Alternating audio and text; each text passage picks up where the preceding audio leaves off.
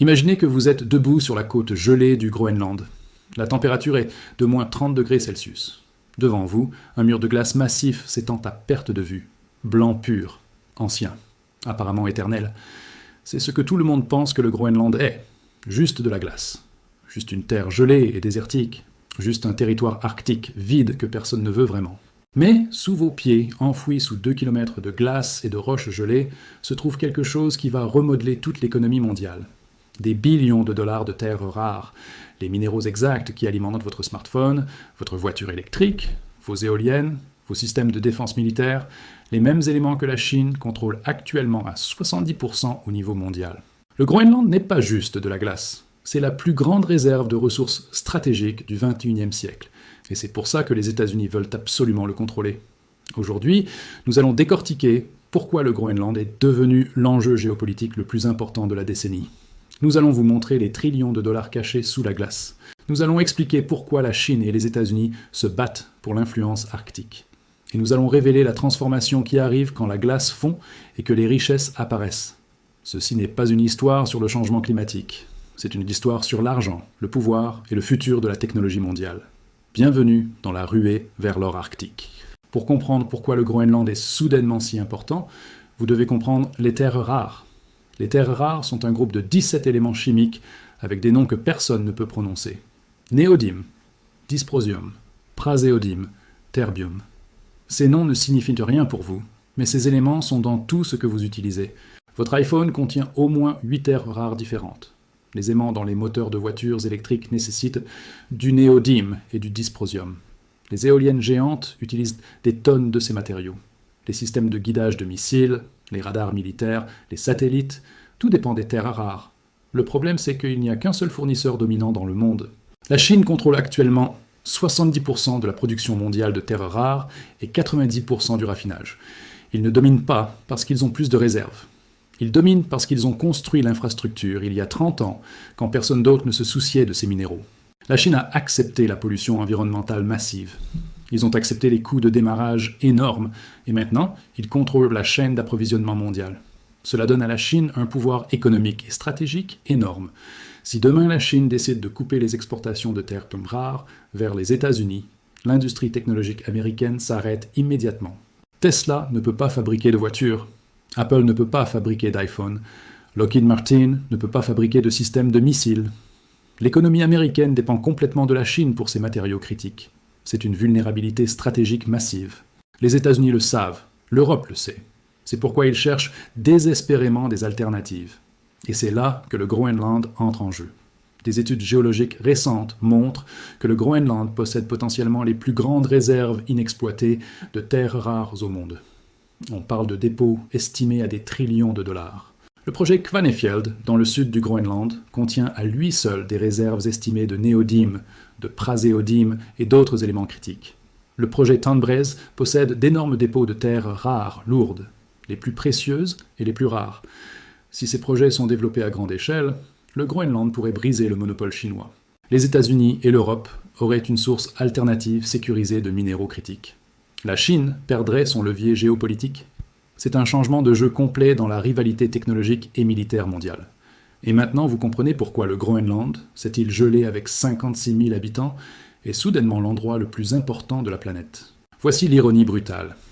Le changement climatique, que tout le monde traite comme une catastrophe, rend le Groenland accessible et exploitable pour la première fois dans l'histoire humaine. La calotte glaciaire du Groenland fond à un rythme accéléré. Chaque année, environ 280 milliards de tonnes de glace disparaissent. Les températures estivales augmentent. Les zones côtières deviennent accessibles plus longtemps dans l'année. Ce qui était autrefois complètement gelé et inaccessible est maintenant ouvert à l'exploration et à l'exploitation minière. Cela signifie que des gisements minéraux qui étaient auparavant inaccessibles sous des kilomètres de glace deviennent soudainement exploitables. Les routes maritimes qui étaient bloquées par la glace toute l'année sont maintenant ouvertes pendant l'été. Le passage du Nord-Ouest, une route maritime à travers l'Arctique canadien, est de plus en plus navigable. Cette route réduit la distance de transport entre l'Europe et l'Asie de 7000 km par rapport au canal de Suez. C'est des économies massives en coûts de carburant et en temps de transit. Le Groenland devient également un hub stratégique pour cette nouvelle route maritime. Les ports groenlandais pourraient devenir des points de ravitaillement essentiels. L'infrastructure, qui n'avait aucun sens économique il y a 20 ans, devient soudainement viable et rentable. Et ce n'est pas seulement l'exploitation minière. Le Groenland possède d'énormes réserves potentielles de pétrole et de gaz offshore. Les estimations suggèrent jusqu'à 50 milliards de barils de pétrole et de grandes quantités de gaz naturel dans les eaux groenlandaises. Avec la glace qui recule, ces réserves deviennent accessibles pour la première fois. Alors oui, le changement climatique est une catastrophe environnementale globale. Mais pour le Groenland spécifiquement, c'est une opportunité économique sans précédent. Les mêmes forces qui causent la montée du niveau des mers et les catastrophes climatiques rendent également le Groenland incroyablement précieux. C'est une ironie cruelle. Les pays qui ont causé le changement climatique vont maintenant profiter de l'exploitation des ressources rendues accessibles par ce même changement climatique. Le Groenland, qui n'a pratiquement pas contribué aux émissions mondiales, devient le terrain de jeu économique des grandes puissances. Maintenant, parlons de la vraie bataille. Les États-Unis et la Chine se livrent une guerre silencieuse pour l'influence au Groenland, et la plupart des gens n'en ont aucune idée. La Chine a été la première à bouger. Entre 2010 et 2016, des entreprises chinoises ont investi massivement dans des projets miniers au Groenland. Ils ont financé des études de faisabilité. Ils ont construit des relations avec des politiciens locaux, ils ont offert des prêts et des investissements dans les infrastructures. La stratégie chinoise était classique. Entrer tôt, offrir de l'argent que personne d'autre n'offrait, et verrouiller l'accès à long terme aux ressources. En 2016, une entreprise minière chinoise a tenté d'acheter une ancienne base navale américaine abandonnée au Groenland pour la transformer en hub logistique. Les États-Unis ont paniqué. Ils ont immédiatement bloqué l'accord en coulisses. Ils ont offert au Groenland un financement alternatif pour empêcher la vente. Cet incident a été un signal d'alarme. Les États-Unis ont réalisé qu'ils perdaient l'Arctique par négligence. Depuis lors, les États-Unis ont radicalement changé leur stratégie arctique. En 2019, le secrétaire d'État américain Mike Pompeo a fait une déclaration extraordinaire. Il a suggéré publiquement que les États-Unis pourraient être intéressés par l'achat du Groenland au Danemark. Tout le monde a ri. Les médias ont traité ça comme une blague. Le Danemark était offensé. Mais ce n'était pas une blague. C'était un signal stratégique clair. Les États-Unis considèrent le Groenland comme un intérêt de sécurité nationale vital. Pourquoi ? Parce que le Groenland occupe une position géographique militaire critique. Il se trouve entre l'Amérique du Nord et l'Europe. Il contrôle les routes maritimes arctiques. Il offre une position avancée pour surveiller la Russie et la Chine dans l'Arctique. Les États-Unis maintiennent déjà la base aérienne de Thule, au nord-ouest du Groenland. Une installation militaire essentielle pour la défense antimissile et la surveillance spatiale. Perdre l'influence au Groenland au profit de la Chine serait un désastre stratégique pour les États-Unis. Alors maintenant, les États-Unis investissent massivement. Ils rouvrent des consulats au Groenland. Ils financent des projets d'infrastructure. Ils offrent des partenariats miniers avec des entreprises américaines. Ils promettent un soutien militaire et économique au Danemark. Tout cela pour contrer l'influence chinoise. Le Groenland est devenu un champ de bataille dans la nouvelle guerre froide entre les États-Unis et la Chine. Et les Groenlandais, 156 000 personnes prises au milieu, doivent décider qui sera leur partenaire. Voici où ça devient vraiment intéressant. Le Groenland n'est pas un pays indépendant, c'est un territoire autonome du Danemark. Le Danemark contrôle la défense et la politique étrangère. Le Groenland contrôle la plupart des affaires intérieures. Mais depuis des décennies, il y a un mouvement d'indépendance croissant au Groenland. Les Groenlandais veulent être un pays souverain. Le problème a toujours été l'argent. Le Groenland dépend actuellement de subventions danoises d'environ 600 millions de dollars par an. Cela représente environ 60% du budget du gouvernement groenlandais. Sans cet argent, l'économie groenlandaise s'effondrerait immédiatement. Il n'y a tout simplement pas assez d'activité économique pour remplacer ces subventions. L'indépendance était un rêve, mais un rêve économiquement impossible. Mais maintenant, tout change. Si le Groenland développe ses ressources minérales à grande échelle, il générera des billions de dollars de revenus. Les redevances minières, les taxes sur les entreprises, les revenus d'exportation pourraient facilement remplacer les subventions danoises. Le Groenland pourrait devenir économiquement autosuffisant pour la première fois de son histoire. L'indépendance devient soudainement réaliste et réalisable. C'est pourquoi les partis politiques pro-indépendance gagnent en popularité au Groenland. Les jeunes Groenlandais voient une opportunité historique. Pourquoi rester sous contrôle danois quand vous pourriez être un pays riche et indépendant, contrôlant des trillions de dollars de ressources ? C'est une question légitime, et le Danemark le sait. Copenhague marche sur une corde raide. Ils veulent maintenir l'influence sur le Groenland, mais ils savent que l'indépendance pourrait arriver bientôt. Le référendum sur l'indépendance pourrait avoir lieu dans les 10 à 15 prochaines années. Si le Groenland vote oui, un nouveau pays naîtra. Un pays avec une population minuscule, mais une richesse en ressources massives. Ce serait comme le Qatar ou le Koweït de l'Arctique. Petit en population, gigantesque en richesse. Et immédiatement courtisé par les États-Unis, la Chine, l'Europe et tous les autres qui veulent accéder à ces ressources critiques. Mais attendez. Avant que tout le monde commence à célébrer cette nouvelle richesse, parlons du coût. L'exploitation minière de terres rares est l'une des industries les plus polluantes de la planète. Le processus d'extraction et de raffinage génère d'énormes quantités de déchets toxiques. Des acides forts sont utilisés pour séparer les éléments. Des lacs de résidus radioactifs sont créés. La pollution de l'eau et des sols est massive. La Chine domine les terres rares, en partie parce qu'ils ont accepté cette pollution environnementale. Des villes entières en Chine sont devenues inhabitables à cause de l'exploitation minière des terres rares. Des rivières sont empoisonnées. Les taux de cancer ont explosé dans les zones minières. C'est le coût caché de votre iPhone et de votre voiture Tesla. Quelqu'un, quelque part, paie le prix environnemental. Maintenant, ce prix pourrait être payé par le Groenland.